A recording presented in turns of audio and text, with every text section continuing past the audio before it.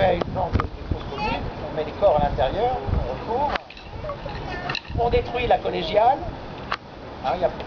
C'est racheté par un tailleur de pierre. Il vend l'ensemble des pierres un peu partout, certainement des maisons dans la région qui sont construites avec des pierres de la collégiale. La Révolution se passe, sa fille, qui est la mère de Louis-Philippe, reprend le domaine pour un franc symbolique autour des années 1800. Elle veut y construire une chapelle pour y enterrer les membres de sa famille. Donc elle commence un premier projet. Elle meurt pendant la première partie de la construction. Et c'est Louis-Philippe, son fils, Louis-Philippe, le roi Louis-Philippe, avant qu'il soit roi, continue à construire cette chapelle. Et ça donne ce que vous voyez ici. Il l'achète dans les années 1830 à peu près, ou 1835, entre 1830 et 1840. À ce moment-là, il est roi, donc il fait venir un certain nombre d'architectes,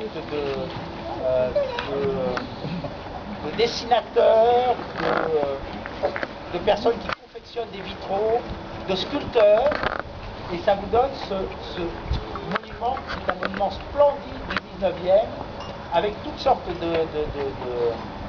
d'œuvres d'art. Déjà, la chapelle elle-même, ce qu'on appelle le style néo-gothique, donc avec un peu cette fioriture, et si vous la voyez de l'extérieur, elle ressemble à une couronne. Alors aujourd'hui, la couronne a perdu le haut de sa couronne. Il y a une grande restauration qui est en train d'être faite. C'était une couronne en fonte, donc quelque chose de très très lourd. Il y a en dessous un système en tôle et puis une grande verrière. Et donc tout ça pesait sur le haut de la chapelle. Donc on a décidé de l'enlever et de la remplacer par, à l'identique, par une petite couronne en matière plastique ou résine. Voilà, en résine, parce que c'est nettement plus léger et que ça évite à la chapelle ça va prendre un certain nombre de temps avant que ce soit complètement terminé. Et donc cette chapelle est aujourd'hui visitable par groupe.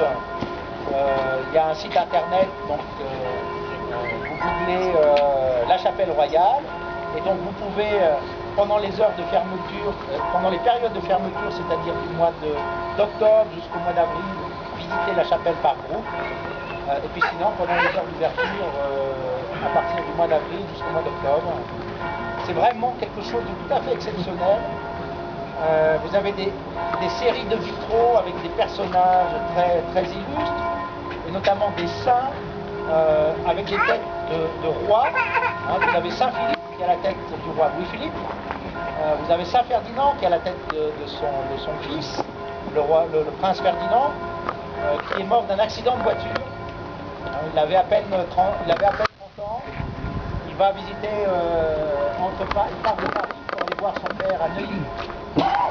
Les chevaux s'emballent, il essaye de les rattraper, il tombe de la calèche, se fracasse la tête par terre et il meurt quelques heures après.